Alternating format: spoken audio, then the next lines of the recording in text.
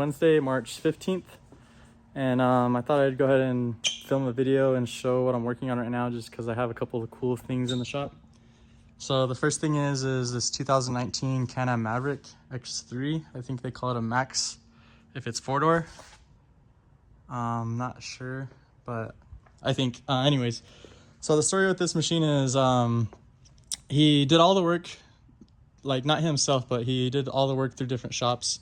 He's done the suspension, like he bought it mostly stock is what I'm trying to say, I guess. And recently he took it to a shop here in town that's local to us. And I'm not gonna name him, but he got it back in pieces. So this cover was missing. The intake was missing. So the piece that goes from the throttle or the front of the turbo up here, this filter basically was completely missing. And so was this pipe was gone. And he wanted all that replaced. He didn't want me to order the stock stuff, so we ordered this cover. And then I got all the piping and stuff that was missing, and then I got new bolts. We ordered that intake. I got it put on a few weeks ago. I know it looks like crap, but I promise this machine was like perfectly clean. I'm gonna clean it again before I give it back to him tomorrow or Friday. But as you can see, the shop is a complete disaster. There's no room in here. So at one point I had to have this outside.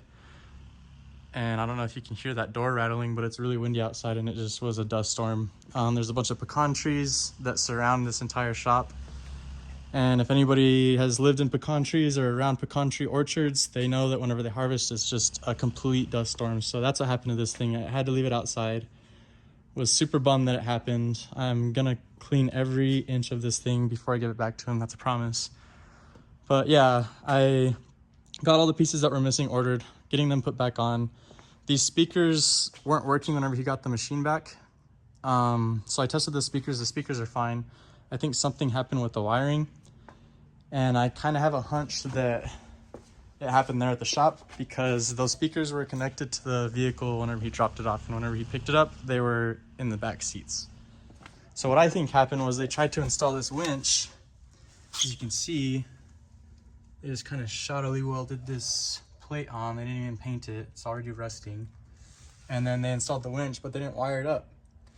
And whenever I asked my friend where everything was, where the switch was, the remote, all the wiring, the hook that goes on the front of the winch, he didn't know where it was, neither did the shop.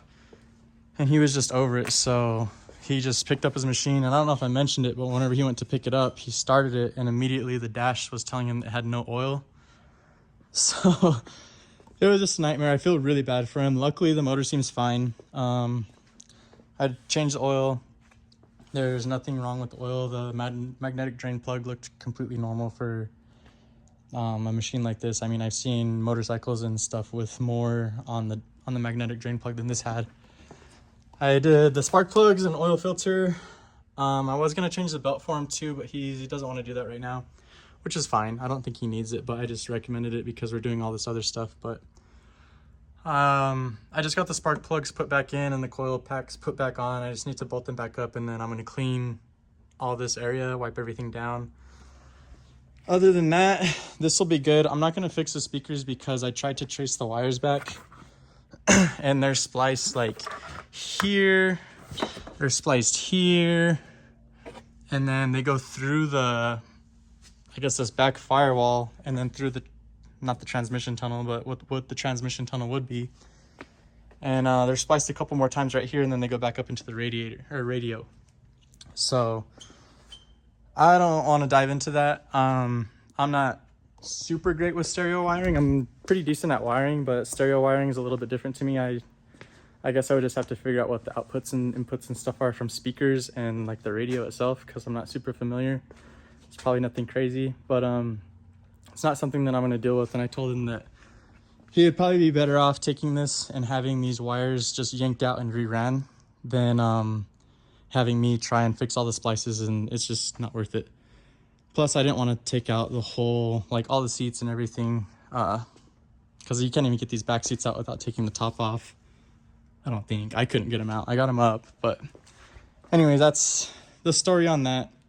I also have this 1978 Camaro Z28. It belongs to my friend's dad.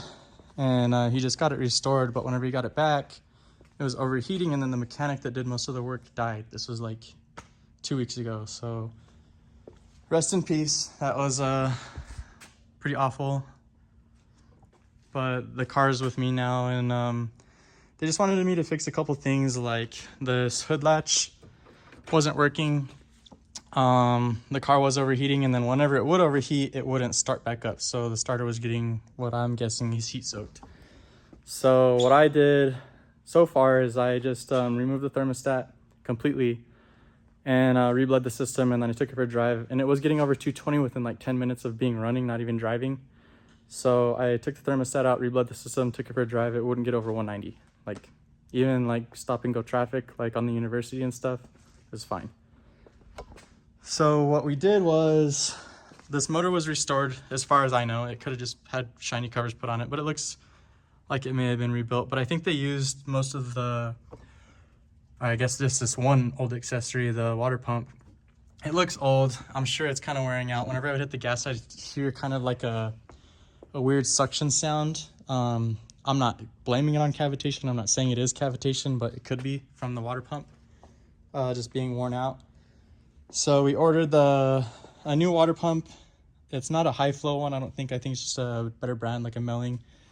It's upgraded so it doesn't cavitate as much. And then we ordered a colder thermostat housing and then a reduced gear starter. So it probably doesn't need the reduced gear, but it doesn't hurt either. And we're gonna put a heat shield, or I'm probably gonna build a heat shield around that starter. They sell them for like 50 bucks, but I could probably make one cheaper. I have aluminum sheets around here. But yeah, other than that, they wanted me to fix those few issues, the overheating issue, the starter issue. And then he also wanted me to look at, let's see if I can close this hood one-handed, is some of the body lines. So the body lines are okay, but like he doesn't like that the hood sticks up right here. And so I told him that there's a rubber seal under this hood that he can remove if he wants to, but he might get a rattle. He might not. Personally, if it was my car, it wouldn't bother me enough to mess with it. I would just push it down like I just did if I really wanted to, or maybe there's something that you can change. Maybe the spring needs to be stronger to suck it down. I don't really know. I'd have to just kind of play with it a little bit, maybe do some research, but this is a beautiful car. I mean, it's on a Holly.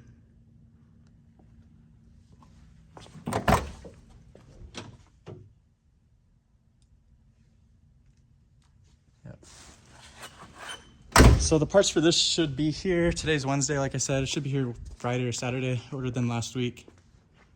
So once that's done, or once those parts are in, I'll go ahead and throw the water pump on and do the starter. But there's one thing I did forget to mention on that car. There's a leak, a coolant leak coming from the bottom of the starter. I think it's probably a freeze plug, maybe a knock sensor or something. I'll check it out whenever I get the old starter off and I'm underneath the car. But that's for those two cars. Those are fine. They probably could use an oil change and like could use a drive around, but those two classics are fine. Sorry for the huge mess in the shop. I'm working on it. I'm trying to get some stuff out, try to get some stuff sold. But as for this thing, it's pretty close. I have the wiring harness on order. It should be here in like a week or two.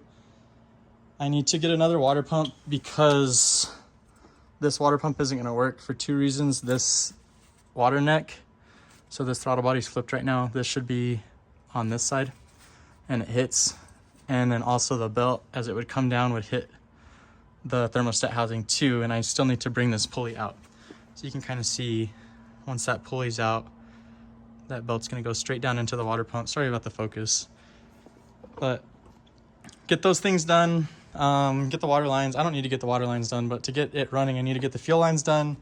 I need to get this remote oil filter bracket mounted. Probably here somewhere. I don't know. And then run the lines back there.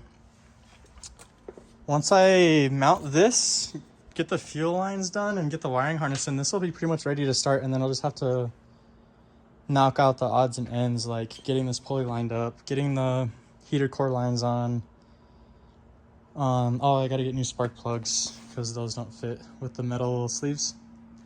Those things, for some reason, they don't fit right here. So you can kind of see there's one stuck. But yeah. Get new spark plugs, get all that stuff in. I could probably run it without those sleeves, but I want to do something. I think I might want to route them a different way. Who knows? Yeah, I don't know. But that's for that car. It's really close. One other thing that I have to do that I've been having trouble with is I crushed the rack and pinion high pressure line that's on top of the rack and pinion underneath the motor with the oil pan whenever I was putting the motor in and out. And have not been able to find one. I searched the part number, and every time I pull up the part number, and it's the correct one, it is the wrong line. So this line is for 2005 or 2006 and lower 350Z rack and pinion, and this is a 2007 chassis. So I've been trying to find that one line and buy that one line for like 10 bucks instead of having to buy a whole new rack and pinion for like $450, $500. So that would be really cool. Other than that, this car is really close. I'm not pushing it too much because once it's done, I'm gonna enjoy it for like a month or two, and then I'm just gonna sell it because I really want to finish this car. And as you can see, like, I don't have the room right now, but if I had this spot and then the cash from this car just to dump into this thing, it would be great, because everything that's left on this car is just expensive. It's not even that big of a project or anything to do. As you can see, it's pretty much in there. The transmission's hooked up, drive shaft is hooked up, everything's good. But I still need like a harmonic balancer, I need a trigger kit, I need an ECU, I need coil packs, injectors, I have spark plugs. I gotta do the whole intercooler setup, I gotta do an exhaust, I might just do a hood dump. Catch cans, these lines are from this kit that came with the 350Z swap, so don't worry about that. I just put them on there because I accidentally kinked this line trying to make it work, and it's not gonna work, so I'm gonna order new lines and just make my own. Yeah, other than that, it's just everything left on this car is expensive. Like the trigger kit's like $1,000, the harmonic balancer is expensive, ECU is expensive, injectors are going to be expensive, and I don't want to just like throw a bunch of stock stuff at this motor after everything that it's been through so far. Now that I know it fits though, I guess I could pull it out and finish the engine bay. That wouldn't be a bad thing to do, but I also would like to have all the intercooler piping and stuff done before I do that, so I don't know. We'll see. I'm just thinking out loud right now, but here's the inside of the car. I'm not gonna be able to see too well, but everything done on this car is done by me. The cage, all the wiring in here, the paint job, even though it looks like crap right now. But yeah, this is the main project. I just kind of lost track of things while working on it. But anyways, if there's anything that you guys saw around the shop that you want to see more of, or you want me to talk about or go into depth of, or you want to see me work on, let me know. The main reason I'm filming videos now and doing this is because there's just like nobody in my area that does this kind of stuff. Like there's car meets, but all the car meets are like factory bought cars with like bolt-ons at most. Like nobody swaps anything, nobody really even tunes their cars around here.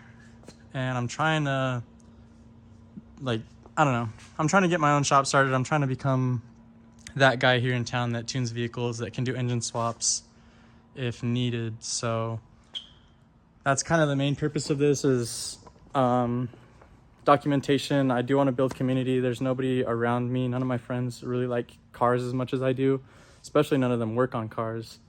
So it'd be nice to have that community, talk back, get some feedback on these videos. It would help me, motivate me to record more, make more videos, make more content. And I love communicating with people and making connections and talking with people that have the same interests. So please, like, feel free, ask questions. Anything you guys want to know, just tell me, throw it down in the comments below, DM me, and I'll make the content. I need the feedback. Positive or negative, I don't care. But anyways, that's it for right now. I'll talk to you guys next time.